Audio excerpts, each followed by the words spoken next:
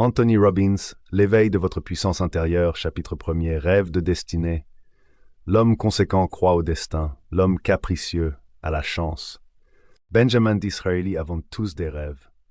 Nous voulons tous croire au plus profond de notre âme que nous possédons un talent unique, que nous pouvons changer le monde, faire quelque chose pour les autres, d'une manière particulière et inventer un monde meilleur. À une certaine époque de notre vie, nous avons tous pressenti le genre de vie que nous souhaitions et méritions. Pourtant, pour bon nombre d'entre nous, ces rêves sont si profondément enfouis sous les frustrations et la routine que nous ne faisons même plus un seul effort pour les réaliser. Beaucoup trop de gens ont laissé leurs rêves se dissiper et avec lui, leur volonté d'influencer leur destin. Beaucoup ont perdu cette conviction qui fait la supériorité du gagneur. Toute ma vie, j'ai cherché à retrouver ce rêve et à le concrétiser, à faire que chacun de nous se rappelle et utilise le pouvoir illimité qui dort en lui. Je n'oublierai jamais le jour où je compris soudain que je vivais vraiment mon rêve. Je sortais d'une réunion d'affaires à Los Angeles et pilotais mon hélicoptère pour aller vers Orange County, où je devais donner un de mes séminaires. En survolant la ville de Glendale, je reconnus soudain un grand édifice. J'immobilisai l'appareil et restai stationnaire. En regardant en bas, je vis que c'était l'édifice où j'avais travaillé comme concierge à peine 12 ans plus tôt.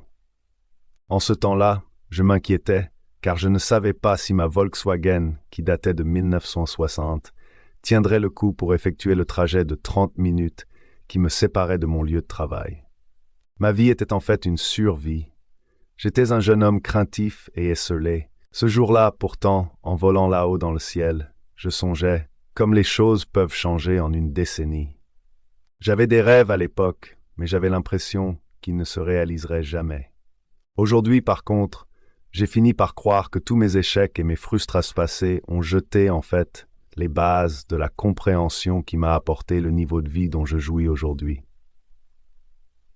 En poursuivant mon vol vers le sud, le long de la côte, je vis des dauphins qui jouaient tout en bas avec les surfeurs dans les vagues. Pour ma femme Becky et pour moi, un tel spectacle est l'un des plus beaux cadeaux de la vie. Enfin, j'arrivai à Irvine. Baissant les yeux, je fus quelque peu troublé de voir qu'une file de voitures, longue de plus de 2 kilomètres, bloquait la bretelle menant de l'autoroute à l'endroit où je devais donner mon séminaire. Je songeais, zut! J'espère que l'autre truc prévu pour ce soir commencera bientôt pour que mon public puisse arriver à temps.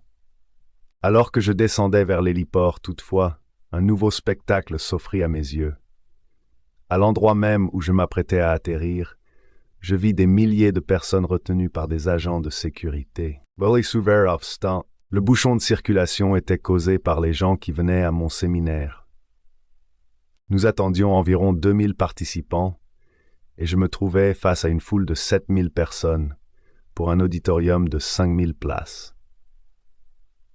En quittant la plateforme d'atterrissage, je fus entouré de centaines de personnes qui voulaient m'étreindre ou me dire à quel point mon travail avait influencé positivement leur vie. Les histoires qu'ils me racontèrent étaient incroyables. Une mère me présenta son fils qui avait été étiqueté hyperactif et en difficulté d'apprentissage. Grâce au principe de la gestion des états enseigné dans ce livre, non seulement elle put cesser de lui donner du Ritalin, mais, une fois la famille déménagée en Californie, son fils avait passé de nouveaux tests et avait été classé comme un génie. Vous auriez dû voir son visage radieux quand elle me le raconta. Un gentleman me décrivit comment il s'était affranchi de la cocaïne en s'inspirant de certaines techniques du conditionnement au succès que vous apprendrez dans ce livre. Un couple dans la cinquantaine m'expliqua que, après 15 ans de mariage, ils avaient failli divorcer avant d'apprendre les règles personnelles. Un vendeur me raconta que son revenu mensuel était passé de 2000 $ à plus de 12 000 $ en 6 mois seulement. Et un entrepreneur m'avoua que les revenus de sa société avaient augmenté de plus de 3 millions de $ en 18 mois, parce qu'il avait appliqué les principes relatifs aux questions de qualité et à la gestion émotionnelle. Une ravissante jeune femme me montra une photo d'elle avant qu'elle ne perde 25 kilos en appliquant les principes de la motivation décrits dans ce livre. Les émotions de ces gens me touchèrent tellement que j'en eus la gorge serrée et que je fus tout d'abord incapable de parler. En contemplant mon auditoire et en voyant ces 5000 visages souriants et aimants, je compris à ce moment précis que j'étais en train de vivre mon rêve. Quel bonheur de savoir sans l'ombre d'un doute que je possédais les informations, les stratégies, la philosophie et les aptitudes qu'il fallait pour aider tous ces gens à trouver en eux le pouvoir d'effectuer les changements qu'ils souhaitaient plus que tout. Une foule d'images et d'émotions me submergea. Une expérience que j'avais vécue quelques années auparavant me revint en mémoire. J'étais seul dans mon minuscule studio à Venice, en Californie, et je pleurais en écoutant les paroles d'une chanson de Neil Diamond. « J'existe, dis-je, mais il n'y avait personne. Et personne ne m'a entendu, pas même la chaise. J'existe, ai-je crié. J'existe, ai-je dit, et je suis perdu, et je ne peux même pas dire pourquoi. Je me sens encore plus seul. Je me souviens d'avoir alors eu l'impression que ma vie ne comptait pas, que j'étais dominé par les événements extérieurs. Je me souviens aussi de l'instant où ma vie a basculé, où j'ai enfin pu dire « ça suffit ». Je sais ce que je suis, et je vaux beaucoup plus que ce que je projette sur le plan intellectuel, émotionnel et physique. J'ai pris à ce moment-là une décision qui devait changer ma vie à tout jamais. J'ai décidé de transformer pratiquement tous les aspects de ma vie. J'ai décidé que je n'accepterais jamais d'être moins que ce que je pouvais être. Qui aurait pu penser que cette décision me ferait vivre un moment aussi inoubliable? Je fis de mon mieux au séminaire ce soir-là, et quand je quittais l'auditorium, une foule de personnes me suivit jusqu'à l'hélicoptère pour me dire au revoir. Dire que cette expérience m'avait profondément ému serait insuffisant. Une larme glissa sur ma joue, alors que je remerciais le Créateur pour ce merveilleux cadeau. En m'élevant dans le clair de lune, je dus me pincer pour m'assurer que je ne rêvais pas. Était-ce bien moi ce gars qui, 8 ans plus tôt, se débattait, était frustré, se sentait seul et incapable de réussir dans la vie? Obèse, sans le sou et s'inquiétant pour sa survie. Comment un gosse comme moi, muni de son seul diplôme d'études secondaires, pouvait-il avoir réalisé des changements aussi radicaux dans sa vie? La réponse est simple. J'ai appris à exploiter le principe que j'appelle aujourd'hui la concentration du pouvoir. La plupart des gens ne se doutent pas du pouvoir gigantesque dont ils pourraient disposer sur le champ s'ils canalisaient toutes leurs ressources pour maîtriser un seul aspect de leur vie. Un centre d'attention contrôlé, c'est un peu un rayon laser capable de traverser le moindre obstacle. Quand on cherche systématiquement à améliorer une facette de sa vie, on apprend à faire des distinctions extraordinaires quant aux moyens à prendre pour y arriver. L'une des raisons pour laquelle si peu d'entre nous obtiennent ce qu'ils veulent, vraiment, tient au fait qu'ils ne concentrent jamais leur énergie ou leur pouvoir. La plupart des gens avancent dans la vie sans trop s'intéresser à rien et sans jamais se décider à maîtriser un domaine en particulier. En fait, ils échouent parce qu'ils se spécialisent dans des choses sans importance. Selon moi, l'une des principales leçons de la vie consiste à apprendre ce qui nous pousse à agir. Qu'est-ce qui influence le comportement humain? Les réponses à cette question sont des clés essentielles si on veut agir sur son propre destin. Ma vie tout entière est continuellement gouvernée par un objectif unique et puissant. En quoi la qualité des gens diffère-t-elle? Comment se fait-il que si souvent, des gens dont les antécédents sont désastreux ou qui ont connu de modestes débuts réussissent malgré tout à mener une vie qui nous inspire? De même, pourquoi tant de gens issus d'un milieu privilégié et ayant tout en main pour réussir finissent-ils obèses, frustrés et tombent souvent sous l'emprise des médicaments? Pourquoi la vie de certains est-elle citée en exemple, tandis que la vie d'autres personnes est une mise en garde? Quel est le secret de ces gens qui mènent une vie passionnée, heureuse et agréable, tandis que d'autres se demandent sans cesse si la vie n'est que cela? Mon idée fixe commença par des questions simples. Comment puis-je prendre ma vie en main maintenant? Que puis-je faire aujourd'hui pour apporter ma contribution, pour m'aider moi et pour aider les autres à influencer leur avenir? Comment puis-je progresser, apprendre, grandir et partager ce savoir avec d'autres d'une manière significative et amusante? J'ai commencé très jeune à croire que nous avons tous quelque chose à apporter à la société, que nous sommes tous doués d'un talent spécial. Je crois sincèrement qu'un géant dort en chacun de nous.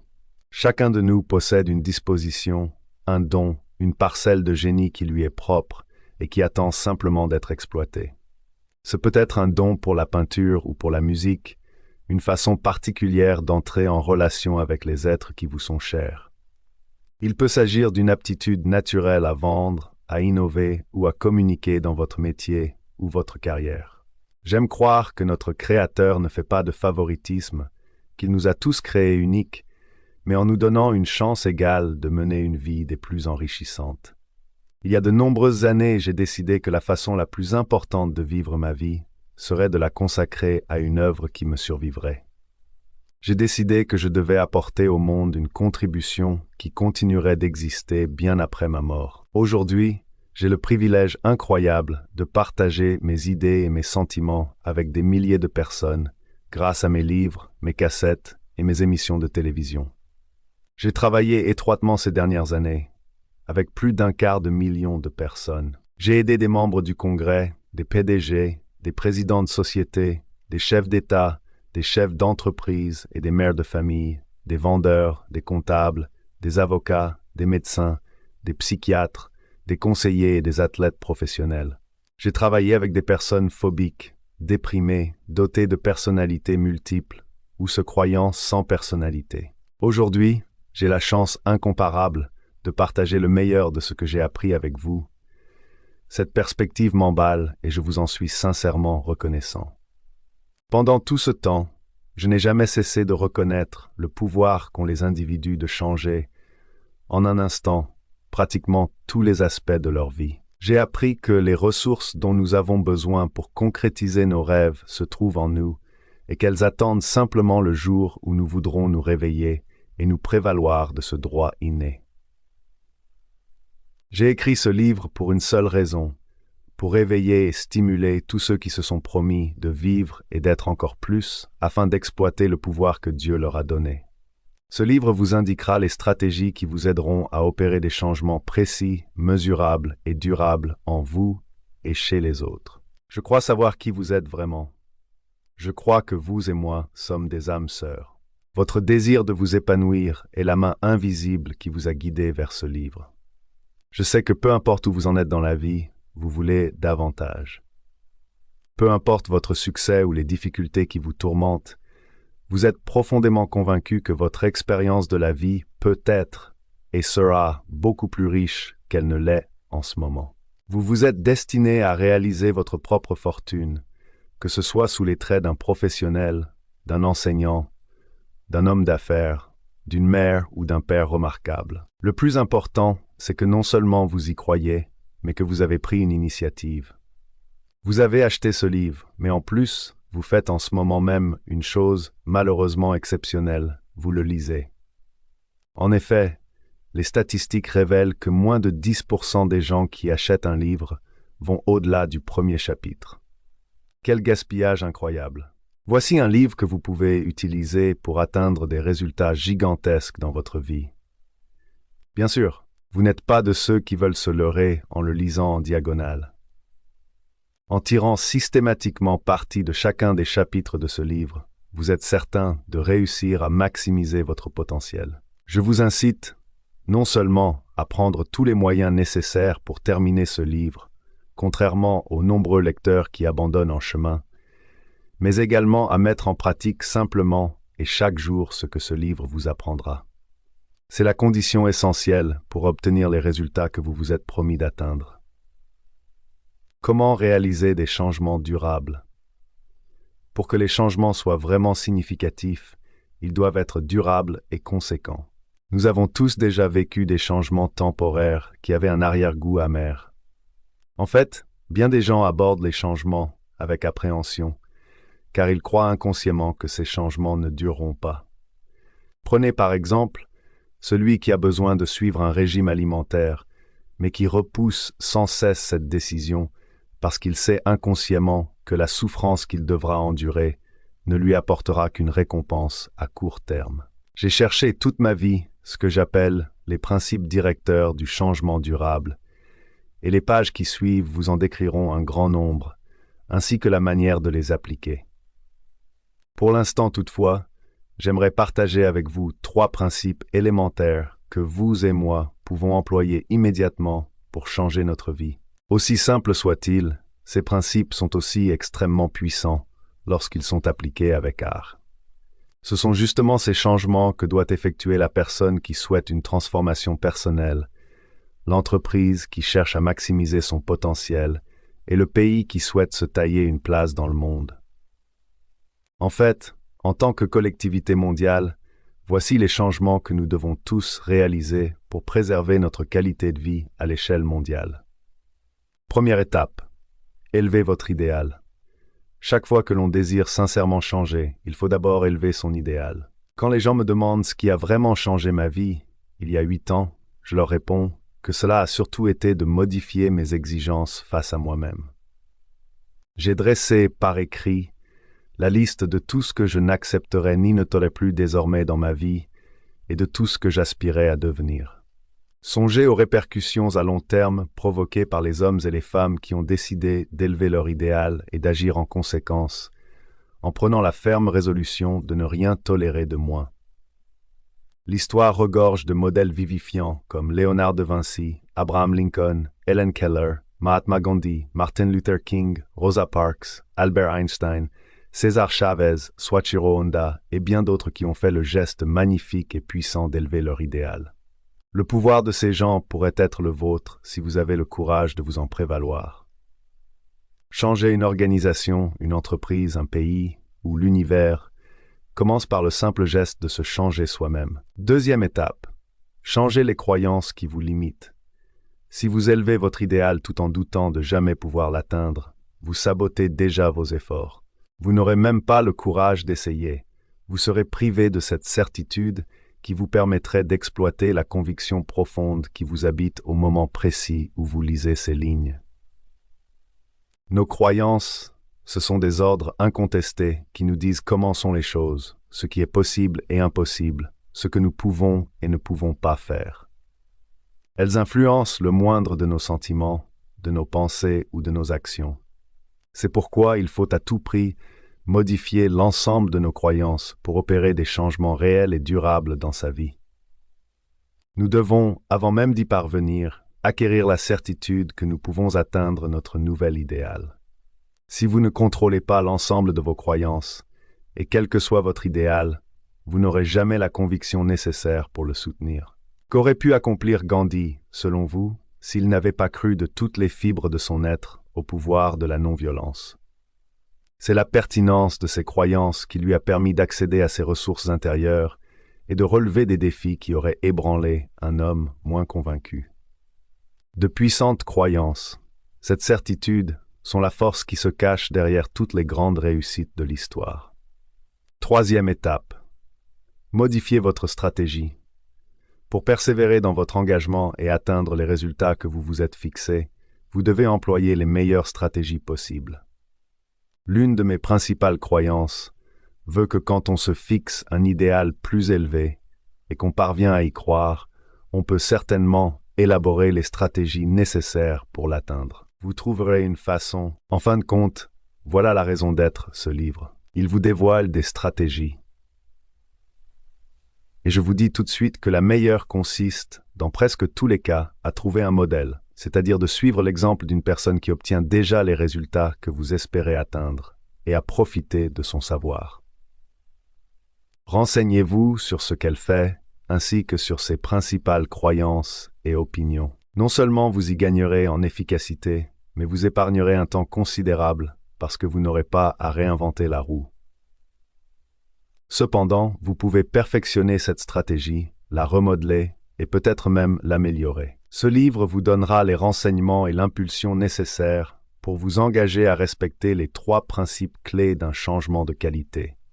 Il vous aidera à élever votre idéal en vous faisant découvrir ce qu'est votre idéal et ce que vous voulez qu'il soit. Il vous aidera à modifier les croyances principales qui vous empêchent d'aller là où vous voulez et améliorera celles qui vous sont déjà bénéfiques.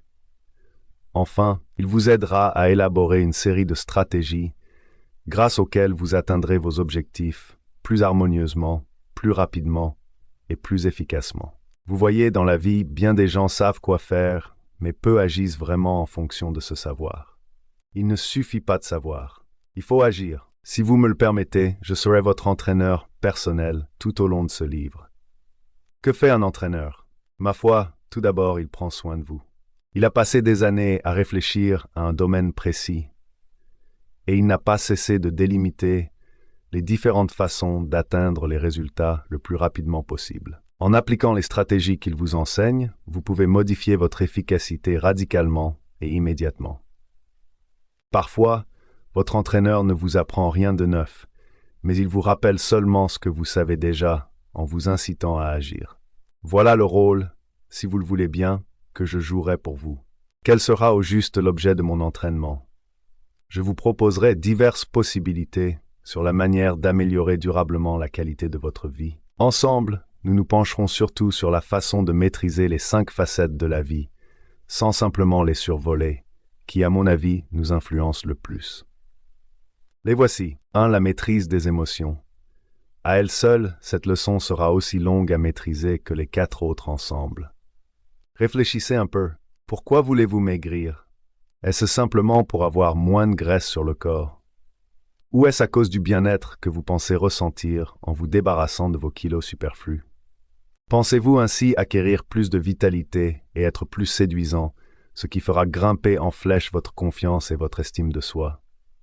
Tous nos actes, ou presque, visent à modifier la façon dont nous nous sentons, et pourtant la plupart d'entre nous ne savent pas où, savent à peine comment y arriver rapidement et efficacement.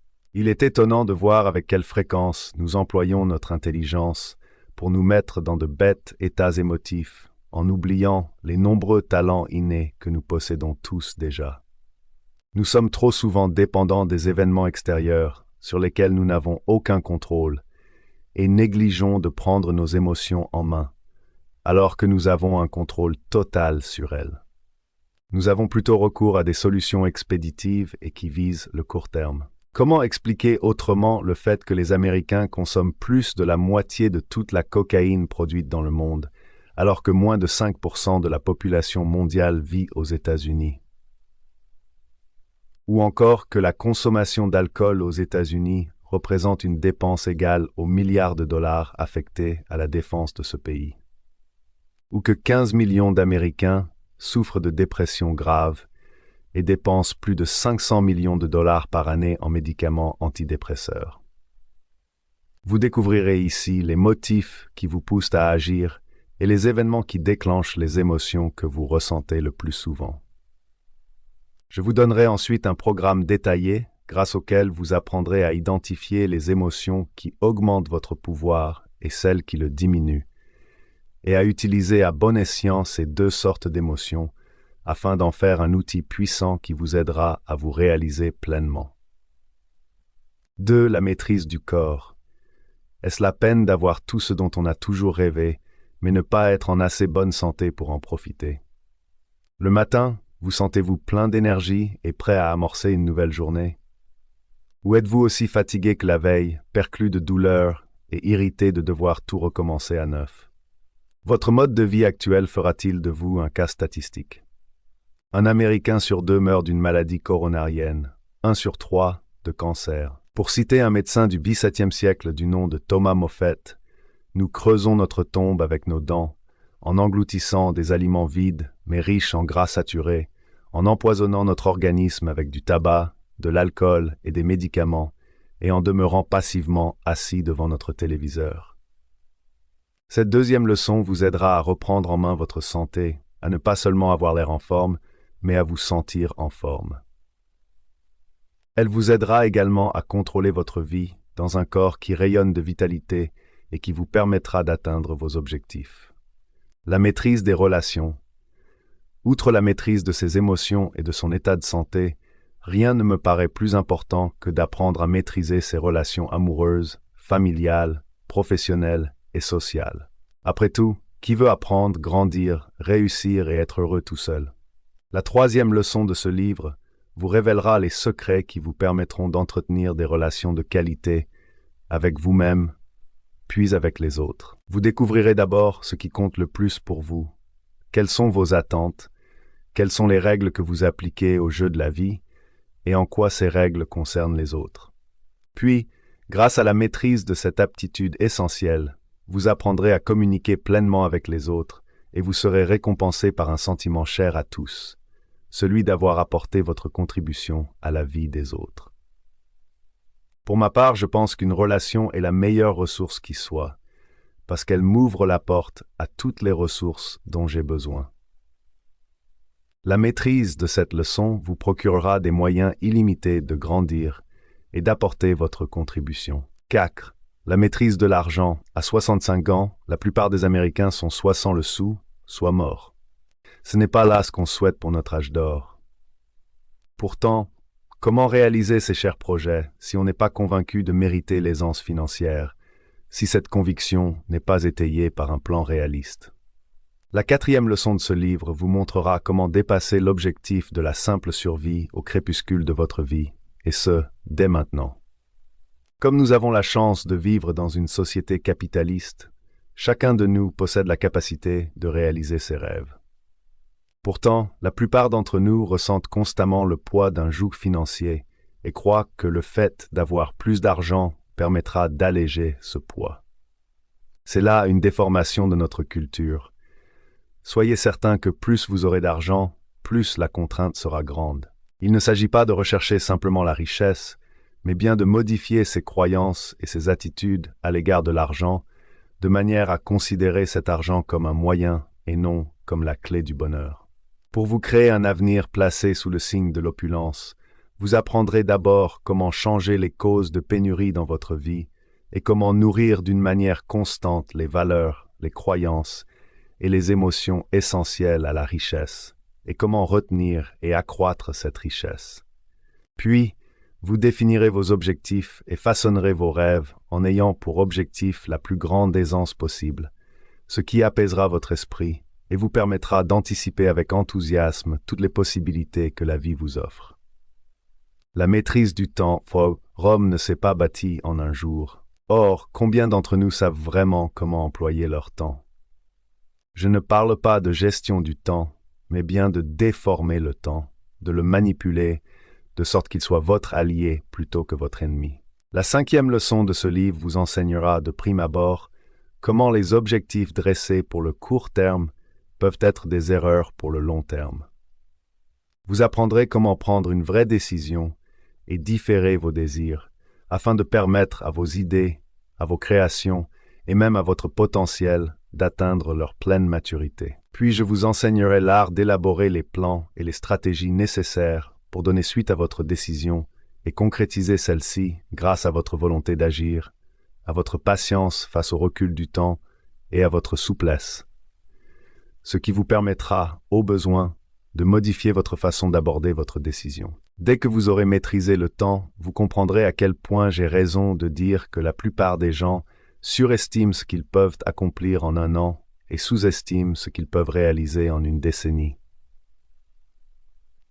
Mon but, en partageant ces leçons avec vous, n'est pas de montrer que j'ai toutes les réponses ni que ma vie est parfaite ou sans heurts. Certes, j'ai eu ma part de moments difficiles et en vivant ces moments, j'ai fait en sorte d'apprendre et de persévérer et j'ai réussi année après année. Chaque fois que je me suis heurté à une difficulté, j'ai mis en pratique ce que j'avais appris pour améliorer ma qualité de vie.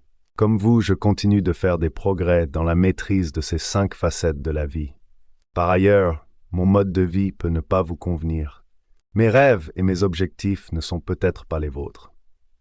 Je crois cependant que les leçons que j'ai apprises sur la manière de réaliser ses rêves et de concrétiser l'intangible sont essentielles à toute réussite personnelle ou professionnelle. Ce livre se veut un guide d'action, un manuel destiné à accroître la qualité de votre vie et la satisfaction que vous pouvez en tirer. Bien que je sois évidemment très fier de mon premier livre, Pouvoir illimité, et de l'influence qu'il a eue dans le monde entier, je sens que ce livre-ci vous montrera des distinctions nouvelles et exceptionnelles qui pourront vous aider à améliorer la qualité de votre vie. Comme la répétition est la mère de l'apprentissage, nous passerons en revue certains éléments clés. Par conséquent, j'espère que vous lirez et relirez ce livre, que vous le consulterez et l'emploierez comme outil pour vous pousser à trouver les réponses que vous possédez déjà en vous. Rappelez-vous cependant que vous n'êtes pas tenu de croire à tout, ni de tout utiliser. Prenez les éléments qui peuvent vous être utiles et mettez-les en application sans plus tarder. Vous n'aurez pas besoin d'appliquer toutes les stratégies, ni d'utiliser tous les outils mentionnés dans ce livre pour réaliser des changements importants dans votre vie. Chaque outil possède un potentiel de changement qui lui est propre, mais utilisés ensemble, ils produisent des résultats explosifs.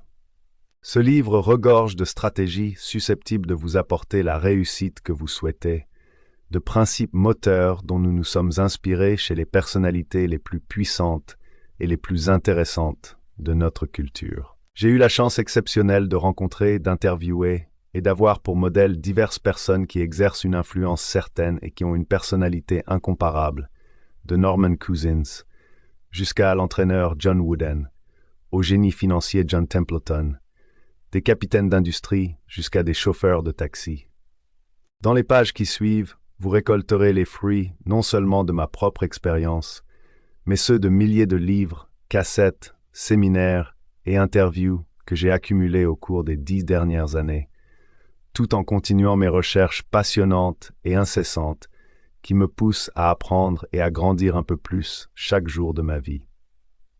Ce livre n'a pas pour seul but de vous aider à réaliser un changement remarquable dans votre vie, mais il vous servira de pivot pour vous aider à améliorer la qualité de votre vie tout entière. Ce livre porte sur la manière de créer des changements globaux. Qu'est-ce que j'entends par là? Ma foi, on peut apprendre à faire des changements dans sa vie, à surmonter une peur ou une phobie, à améliorer la qualité d'une relation ou à perdre son habitude de gagner du temps. Ces aptitudes sont incroyablement utiles, et si vous avez lu Pouvoir illimité, vous en avez déjà acquis un grand nombre. Toutefois, en lisant les pages qui suivent, vous constaterez qu'il y a dans votre vie des facteurs d'amplification qui, grâce à un seul changement minime, peuvent littéralement transformer tous les aspects de votre vie. Ce livre va vous offrir les stratégies qui peuvent vous aider à créer, à vivre et à profiter d'une vie dont vous ne faites peut-être que rêver à l'heure actuelle. Ce livre vous dévoilera une série de stratégies simples et précises qui vous permettront d'affronter la cause de toute difficulté et de la changer avec le minimum d'efforts. Par exemple, vous avez peut-être peine à croire que le simple fait de changer un mot de votre vocabulaire habituel pourrait modifier immédiatement et pour toute votre vie vos modèles affectifs.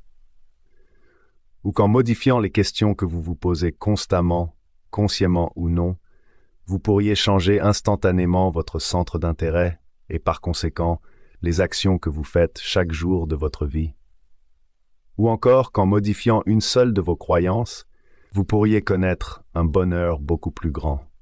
Pourtant, dans les chapitres qui suivent, vous apprendrez à maîtriser ces techniques et de nombreuses autres et à réaliser les changements que vous désirez.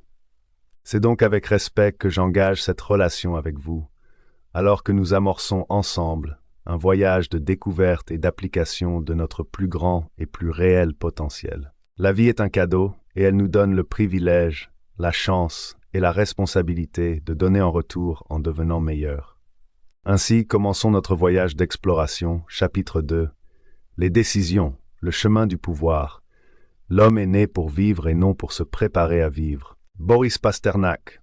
Ou souvenez-vous de l'époque où Jimmy Carter était encore président des États-Unis, où l'Empire contre-attaquait, où Yoda et Pac-Man faisaient fureur et où rien ne s'immisçait entre Brooke Shields et ses Calvin. En Iran, l'ayatollah Khomeini avait accédé au pouvoir et détenait nos compatriotes en otage. En Pologne, un électricien du chantier naval de Gdansk, Lech Wałęsa, faisait l'impensable. Il décidait de s'élever contre l'Empire communiste. Il poussa ses collègues à faire la grève, et quand on voulut lui interdire l'accès à son lieu de travail, il escalada tout simplement le mur. Bien des murs se sont écroulés depuis, n'est-ce pas? Vous souvenez-vous de l'époque où vous avez entendu l'annonce de l'assassinat de John Lennon? ou de l'éruption du mont Sainte-Hélène qui rasa une superficie de 400 km². Vous êtes-vous réjoui quand l'équipe de hockey des États-Unis, qui était perdante jusque-là, battit l'équipe soviétique pour finalement remporter une médaille olympique? C'était en 1980, il y a un peu plus de 10 ans. Réfléchissez quelques minutes. Où étiez-vous alors? Quoi sembliez-vous? Qui étaient vos amis? Quels étaient vos espoirs et vos rêves? Si on vous avait demandé « Où seriez-vous dans 10 ou 15 ans ?» qu'auriez-vous répondu?